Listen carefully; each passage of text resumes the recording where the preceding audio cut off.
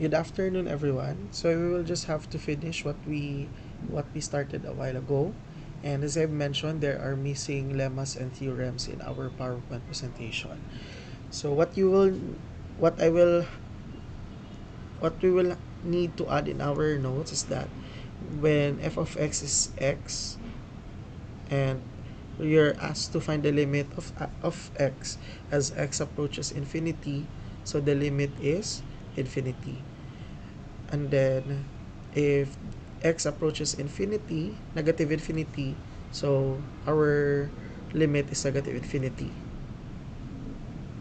Then if the given function is 1 over x, that means that whether x approaches positive or negative infinity, it's always 0. Okay? Even if the exponent is higher than 1, so ito naman yung theorem. So whether it's positive or negative infinity, as long as it's written as 1 over x to the power of p, so it's always 0. So let's have the examples a while ago. So in number 1, we do have 3x minus 2 all over x squared plus 7x minus 4. As I've mentioned, we can consider 3x minus 2 first. You'll get infinity as our answer for that, and then x squared plus 7x minus 4, and then you'll get infinity as well to that. So when we have infinity over infinity, we call that one as indefinite form. If it's in indefinite form, so you cannot actually end up with that answer. So that's where the lemma and the theorem and the properties comes in. So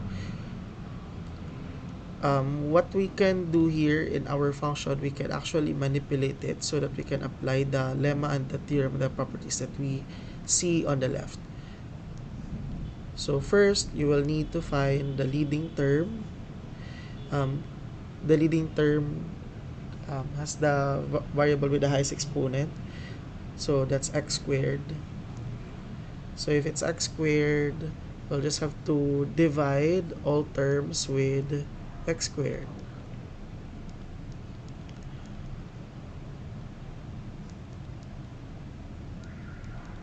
Then 7x over x squared minus 4 over x squared.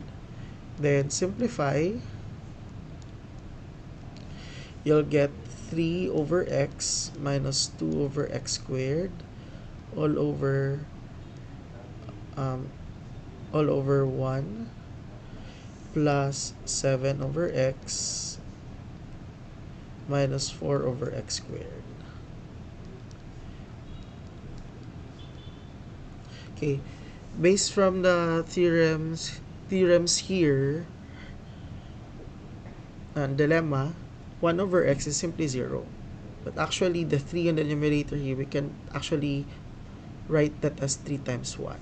So you separate the 3, that's a constant, so that will still be 3 if you get its limit. Okay, and then now 1 over x, as I mentioned, its limit is 0. So times 0.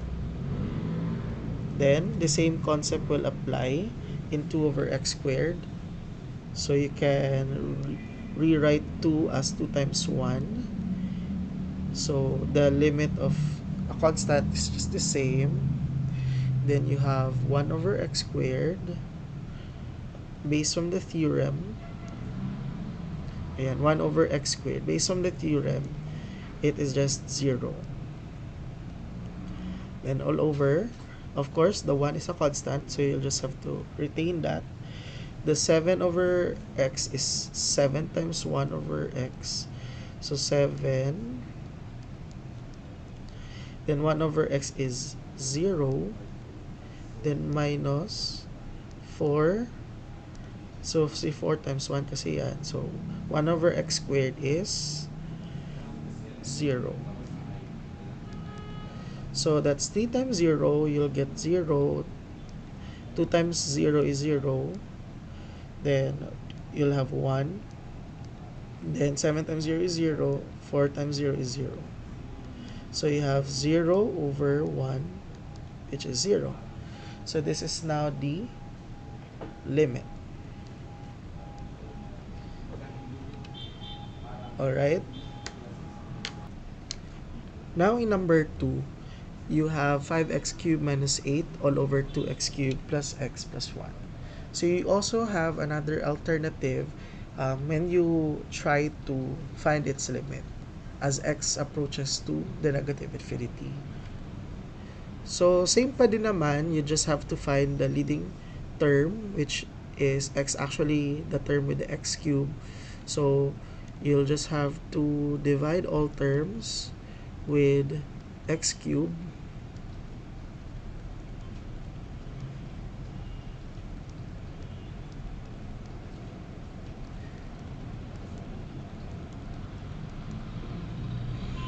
And then you simplify.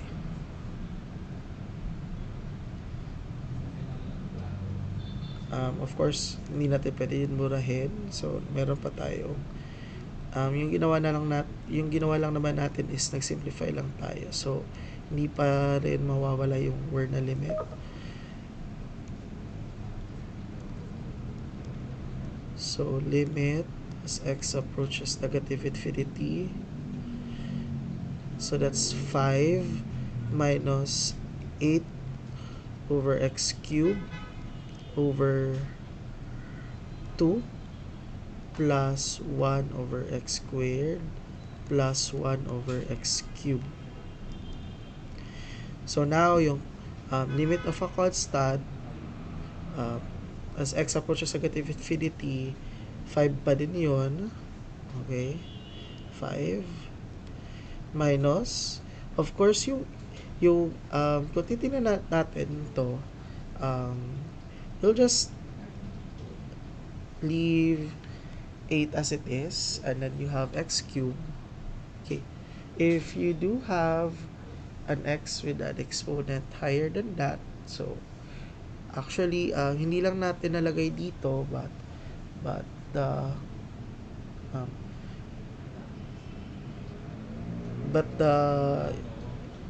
limit of that one, x having given that it's x cubed, as x approaches negative infinity pa din yun. Ayan. Okay, hindi lang natin nalagay dito, but as long as whatever the exponent is of the x, as long as the a is negative infinity pa din yung limit. Then, in the denominator, you have 2 plus, retain lang yung numerator, yung x squared, o yun pa din naman. So, you have negative infinity plus 1 over yung x cubed. Since yung a natin is negative infinity, so yung limit nito is negative infinity din. Okay, this is where the properties of infinity comes in. If this is not what you want to use. Okay, so of course yung 5 retain, then yung lalabas na k dito is yung 8. Ito yung k. So yung titingnan mo yung property kung ano yung magiging result kapag may k over negative infinity. So, k over negative infinity is here. Okay, so that means it is 0. Then you have 2 plus, okay, ngayon na naman, yung k natin is ito. So, k over negative infinity is 0 plus, yung k natin dito sa third term is 1. So, k over negative infinity is 0. So, simplify. 5 minus 0 is 5. 2 plus 0 plus 0 is 2. So, 5 divided by 2 is 2.5.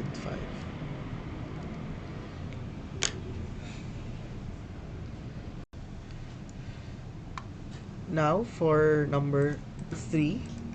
So, you have x cubed. So, siguro, hindi na natin gagawin yung process na ginawa ko sa number 1. but I will try to I will be using the properties of infinity to answer number 3. So ganun pa din, you just have to find leading the leading term in the denominator. So that's x. So that means that will become x cubed divided by x plus 5x squared over x minus 4 over x over all over 4x over x minus 3 over x. Then simplify. So that means it's x squared plus 5x minus 4 over x all over 4 minus 3 over x. So now,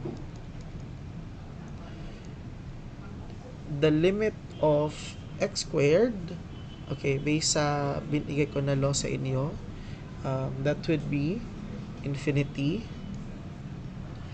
plus 5x, that's 5 times infinity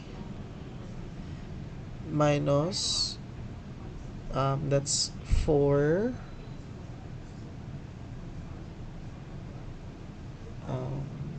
that would be 4 over